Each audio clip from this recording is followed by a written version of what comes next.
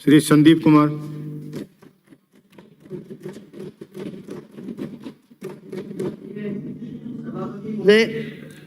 आपने मुझे मांग संख्या 27-28 पर बोलने का मौका दिया, इसके लिए आपका धन्यवाद। सभापति महोदय, मैं आपके माध्यम से धन्यवाद करता हूं राजस्थान के मुख्यमंत्री जी और चिकित्सा मंत्री जी का कि मेरे विधानसभा क्षेत्र में चिकित्सा सुविधाओं का लगातार विस्तार हुआ है। भिवाड़ी जो राजस्थान का सबसे बड़ा औद्योगिक क्षेत्र है, वहाँ पर 5 लाख की आबादी में मात्र एक 50 बेड का हॉस्पिटल चल रहा था और उसमें भी 30 ही बेड संचालित अभी तक उसमें थे। पर माननीय मुख्यमंत्री जी ने पहले उसको उप जिला अस्पताल में क्रमोन्नत किया और इस बजट में उसको जिला हॉस्पिटल में क्रमोन्नत किया। तो ये भिवाड़ी के लिए, भिवाड़ी में रहने वाले देश के प्रत्येक हिस्से के जो लोग हैं उनके लिए चिकित्सा सुविधा जो मुख्यमंत्री जी ने दी, उसके लिए मैं धन्यवाद करता हूं। इसके साथ ही मेरे विधानसभा क्षेत्र में जो 2013 में तिजारा जो हमारा हेडक्वार्टर है विधानसभा का बड़ा कस्बा है, वहाँ पर भी जो 2013 में घोषणा हुई थी 50 बेड से 100 बेड स्वीकृत हुए थे, वो लंबे समय से पेंडिंग था। 2013 से और 2018-19 तक वो उसकी क्रियान्विति नहीं हो पाई थी। तो मैं धन्यवाद करता हूं मुख्यमंत्री जी का कि वहाँ भी उन्होंने 50 से 100 बेड का हॉस्पिटल हमारे यहाँ पर क्रमोन्नत कर दिया और उसमें डॉक्टर्स भी आ गए हैं और साथ में जो हॉस्पिटल में विंग भी उसमें तैयार हो रही है, जो अलग से वार्ड बनेगा उसके लिए। माननीय सभापति महोदय, इसके साथ साथ CHC PHC 4 मेरे यहाँ CHC खुली और 3 PHC खुली है। तो मैं माननीय मुख्यमंत्री जी और मंत्री जी का धन्यवाद करता हूं कि ग्रामीण क्षेत्रों में चिकित्सा सुविधाओं का विस्तार होने से उसका, हमारे मेवात अंचल भी है तो उसका लाभ हमारे क्षेत्र के लोगों को मिलेगा। कोविड के समय में माननीय मुख्यमंत्री जी ने पूरे देश में एक मॉडल राजस्थान हमारे प्रदेश को यहाँ इसमें घोषित कराया। राजस्थान स्टेट को पूरे देश भर में ख्याति मिली और उसमें हमारे चिकित्सा सुविधाओं का भी बहुत विस्तार हुआ।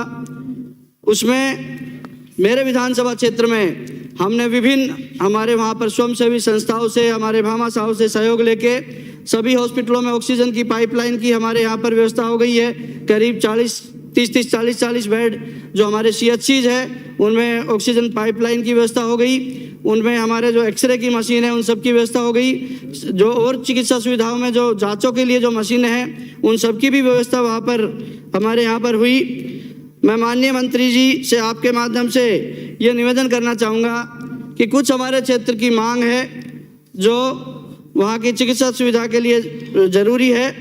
एक तो हमारे जो टपुकड़ा में बड़ा औद्योगिक क्षेत्र है, वहाँ पर खुसखेड़ा और चौपान की औद्योगिक क्षेत्र नए विकसित हुए हैं। वहाँ पर भी हज़ारों की संख्या में मजदूर, देश भर के लोग वहाँ रह रहे मजदूर साथी हमारे, तो उनके चिकित्सा व्यवस्था के लिए भी टपुकड़ा में हमारे मात्र 30 बेड का हॉस्पिटल है, जबकि वहाँ पर अभी सब डिविजनल ये हमारे उपखंड कार्यालय है, हमारे वहाँ तहसील है और नगर पालिका टपुकड़ा में भी, कस्बे में भी काफ़ी बड़ी संख्या में लोग हैं। तो और साथ में मेवात का क्षेत्र भी लगता है। तो मैं आपके माध्यम से माननीय मंत्री जी से मांग करूंगा कि हमारे टपुकड़ा का जो हॉस्पिटल है उसको 30 बेड से बढ़ाकर 50 बेड कर दिया जाए और उसमें सैटेलाइट हॉस्पिटल की सुविधा हमारे टपुकड़ा हॉस्पिटल में हो। साथ ही साथ हमारे तिजारा जो हेडक्वार्टर का हॉस्पिटल है वहाँ पर 800 से 1000 की OPD लगातार हमारे वहाँ पर है और वहाँ पर बड़ी संख्या में अलग अलग जो है क्षेत्र से लोग आते हैं। हरियाणा हमारे यहाँ से नज़दीक है, वहाँ के लोग भी काफ़ी बड़ी संख्या में आते हैं। तो मैं माननीय मंत्री जी से निवेदन करूँगा कि तिजारा हॉस्पिटल में भी हमारे यहाँ पर जनाना हॉस्पिटल की वहाँ पर मांग है, तो एक महिला विंग वहाँ पर हॉस्पिटल में, तिजारा के हॉस्पिटल में खोली जाए। साथ ही साथ जो CHC और PHC नहीं खुली है, मैं मंत्री जी से निवेदन करूँगा कि उनके भवन का निर्माण भी जल्दी हो ताकि लोगों को उन सुविधाओं का लाभ मिल सके। हमारे यहाँ पर जो हमारा विधानसभा क्षेत्र है वो राष्ट्रीय राजधानी क्षेत्र में आता है और बड़ी संख्या में उद्योग है। मैं माननीय मंत्री जी, आपके माध्यम से मंत्री जी और सरकार से निवेदन करना चाहूँगा कि CSR का बड़ा पैसा हमारे इंडस्ट्रीज की तरफ से आता है पर उसमें कोई सिस्टम नहीं है।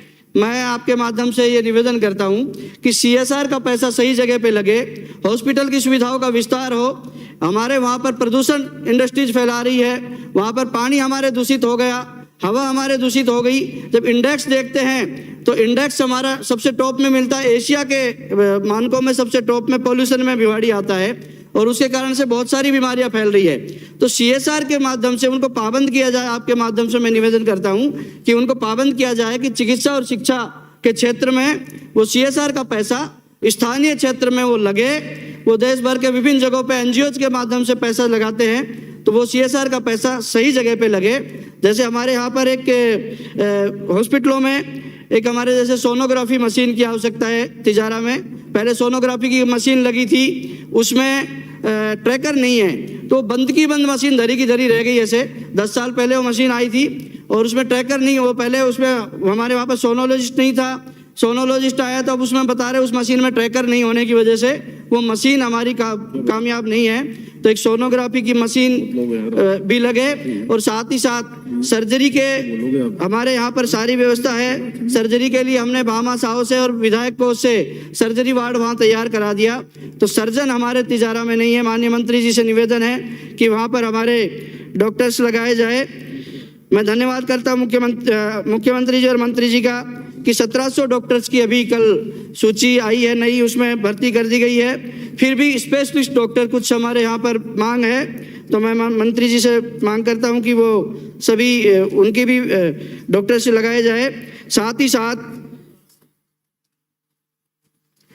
साथ मैं एक निवेदन और करता हूँ कि हमारे यहाँ पर मुख्यमंत्री जी का धन्यवाद कि हमारे पूरे राजस्थान में डिस्ट्रिक्ट हेडक्वार्टर पर मेडिकल कॉलेज खुले हैं।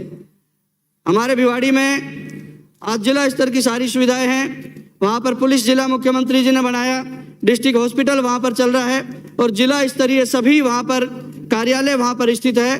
तो मैं भिवाड़ी में भी अलग से मेडिकल कॉलेज की मांग मेरे क्षेत्र के लिए, भिवाड़ी जो दिल्ली राष्ट्रीय राजधानी क्षेत्र में आता है, तो मैं आपके माध्यम से निवेदन करता हूं कि NCR का पैसा, NCR के हमें बड़ी परेशानी होती है, NCR में आने से कोई फायदा तो हुआ नहीं है। तो राष्ट्रीय राजधानी क्षेत्र में चिकित्सा सुविधा के विस्तार के लिए भारत सरकार से भी राष्ट्रीय राजधानी क्षेत्र का जो हमारा हक का पैसा है वो मिले और उससे हमारे वहाँ पर मेडिकल कॉलेज की स्थापना हो। साथ ही एक जो बड़ी समस्या सब जगह की शायद होगी है कि हमने विधायक कोष से मैंने मेरे यहाँ पर 3 हमारे बड़ी CHC में 3 एम्बुलेंस दी है, पर उन एम्बुलेंस को चलाने के लिए कोई व्यवस्था नहीं है। माननीय मंत्री जी से मैं निवेदन करूंगा कि एम्बुलेंस को चलाने के लिए वहां पर डीजल की और ड्राइवर की व्यवस्था, ये पूरे राजस्थान की समस्या है माननीय मंत्री महोदय कि विधायक कोष से हमने एम्बुलेंस दे दी, पर जब हमारे लोगों को जरूरत पड़ती है तो वहाँ डॉक्टर्स, हमारे जो चिकित्सा अधिकारी वो मना कर देते हैं। हर बार यही कहते हैं साहब हमारे पास चलाने की कोई व्यवस्था नहीं है। तो सभी ज़्यादातर MLA ने काफ़ी सारी जगह पे वो एम्बुलेंस दी है, पर वहाँ कहीं भी ना तो डीजल की कोई व्यवस्था, कोई प्रावधान है इसका, और ना ही किसी जगह पे ड्राइवर है। MRS में इतना फंड नहीं होता है, चूँकि आप सबको ध्यान है कि अब आजकल OPD भी फ्री हो गई, तो जो थोड़ा बहुत पैसा जो पर्चियों से आता था वो भी नहीं आ रहा है। तो वो बड़ी समस्या है, वो एम्बुलेंस सब खड़ी हुई है। मंत्री जी से निवेदन है कि उनके ड्राइवर, आपके डिपार्टमेंट से ड्राइवर मिल जाए उसमें, और उनमें डीजल की भी व्यवस्था हो जाए, तो उसके फायदा लोगों को मिलेगा, नहीं तो एम्बुलेंस खड़ी की खड़ी रह जाएगी। तो ये जो मेरे क्षेत्र की मांग है, मैं मंत्री जी से निवेदन करूंगा कि वो इन सभी मांगों को पूरा करेंगे, मुझे भरोसा है। मुझे बोलने का मौका दिया, पुनः आपका बहुत बहुत आभार, धन्यवाद, नमस्कार।